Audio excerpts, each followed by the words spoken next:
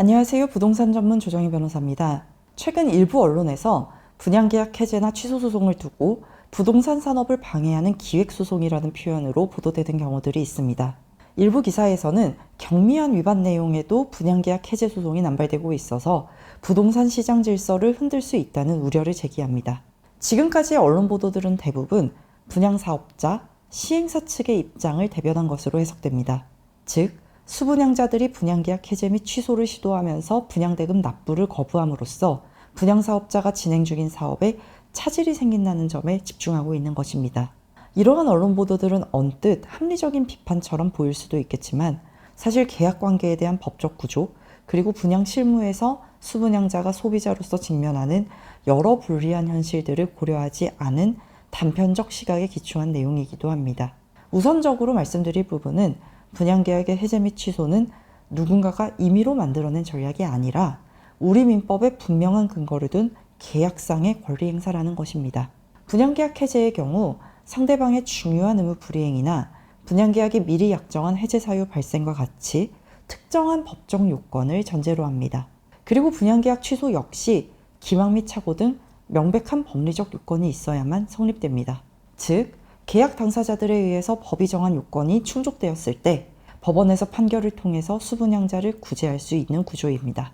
결국 언론이 말하는 수분양자의 소송 남용이라는 프레임은 법적 측면에서의 분석보다는 분양사업자의 입장을 우선적으로 두고 규정한 것입니다. 지난 2025년 대법원은 두 건의 판결을 통해서 수분양자의 약정 해제권을 명확히 인정했습니다.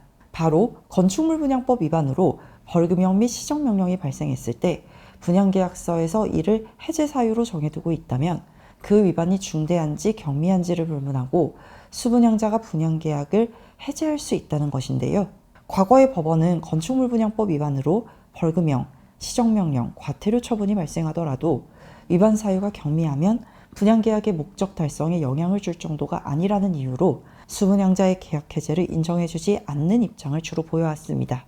그러나 작년 대법원 판결들을 통해서 이제 건분법 위반으로 벌금형, 시정명령, 과태료 처분이 발생하면 그 위반이 경미하더라도 수분양자의 분양계약 해제가 인정될 수 있게 되었습니다. 그렇다면 이제 가장 중요한 한 가지를 더 짚어봐야 합니다. 도대체 왜 이런 분양계약 해제, 취소 소송이 계속 발생하는 걸까요? 결국 그 이유는 분양 현장에서 수분양자가 약자가 될 수밖에 없는 구조에서 비롯됩니다. 먼저 분양 현장에서는 본질적으로 정보의 비대칭 문제가 발생합니다. 사업 구조, 인허가 상태, 자금 흐름, 건축물의 법적 용도와 실제 사용 가능 범위, 그리고 중도금 대출 구조와 양도담보 조항까지 이 모든 정보를 분양사업자는 이미 알고 있습니다.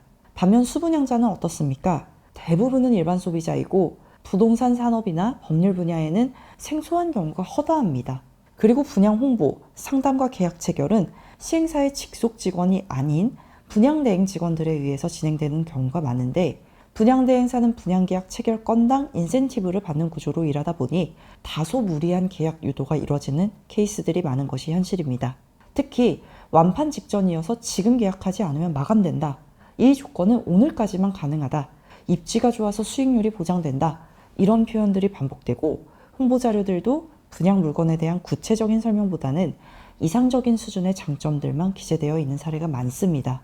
물론 모든 분양 현장이 문제라는 뜻은 아닙니다만 과장된 홍보, 핵심 위험 요소에 대한 설명 부족, 법적 리스크에 대한 축소된 표현은 실무에서 반복적으로 확인되는 부분이며 이런 문제가 두드러지는 현장일수록 분양계약 취소, 해제 소송 수요도 증가합니다. 또 하나의 문제는 바로 분양계약서의 구조입니다. 분양계약서는 분양사업자가 일방적으로 작성해서 수분양자들에게 제시하는 약관으로 일단 계약서 글씨가 정말 깨알같이 작고 여기에 면책조항, 유의사항, 책임제한 조항 등 수분양자에게 불리한 문구들이 포함되어 있습니다. 수분양자들로서는 계약 체결 전에 그 내용을 다 읽어볼 수도 없고 부동산 관련 종사자나 법률 전문가가 아닌 이상 그 의미를 충분히 이해하기도 어렵습니다. 그런데 계약서에는 설명 들었다는 확인 서명란이 있고 분양상담사가 지금까지 다 말씀드린 내용이니 여기에 서명하시면 된다고 해서 수분양자들이 자세한 내용을 모른 채 확인란에 서명하는 상황이 종종 발생합니다. 그리고 이러한 계약서는 나중에 실제로 분쟁이 발생했을 때 수분양자의 발목을 잡는 증거가 되어버리곤 합니다. 이런 상황에서 수분양자가 분양계약 해제, 취소를 주장하면 외부에서는 그 결과만 보고 분양계약을 했으면 지켜야지 왜 소송을 하느냐 이렇게 묻습니다. 하지만 저는 질문이 거꾸로 되어 있다고 생각합니다. 왜 소비자가 여러 리스크를 감수하면서까지 분양계약 해제, 취소 소송을 감행하는가? 그렇게까지 할 수밖에 없는 구조적 현실을 먼저 들여다봐야 합니다. 분양계약 해제, 취소 소송은 부동산 산업을 흔들기 위한 전략이 아니라 분양계약의 불리한 구조 속에서 소비자가 선택할 수 있는 마지막 법적 수단인 경우가 많습니다. 그리고 수분양자의 해제권, 취소권이 인정될지 여부는 지금까지 주로 언급되어 온 프레임이 아니라 해당 분양계약 자체의 문제점에 대해서 구체적이고 실질적으로 판단되어야 하겠습니다. 지금까지 부동산 전문 조정희 변호사였습니다. 감사합니다.